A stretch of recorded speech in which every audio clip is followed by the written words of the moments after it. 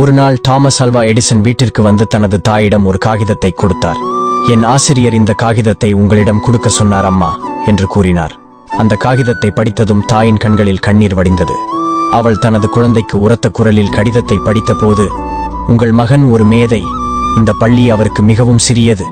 அவருக்கு பயிற்சி அளிக்க போதுமான நல்ல ஆசிரியர்கள் இல்லை. தயவு செய்து அவருக்கு நீங்களே கற்பியுங்கள் என்று அந்த காகிதத்தில் இருந்தது. பல ஆண்டுகளுக்கு பிறகு, எடிசனின் தாயார் இறந்த பிறகு அவர் பழைய குடும்ப விஷயங்களை பார்த்து கொண்டிருந்தார்.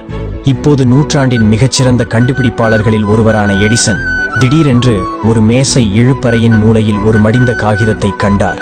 அதை எடுத்து அதனை திறந்து பார்த்தார். அதில் இவ்வாறு எழுதியிருந்தது: உங்கள் மகன் மனநலம் பாதிக்கப்பட்டவர். இனி அவரை பள்ளிக்கு வர அனுமதிக்க மாட்டோம். எடிசன் மணிக்கணக்கில் அழுதார். பின்னர் அவர் தனது டைரியில் இவ்வாறு எழுதினார்: தாமஸ் ஆல்வா எடிசன் ஒரு மனநலம் பாதிக்கப்பட்டவர்.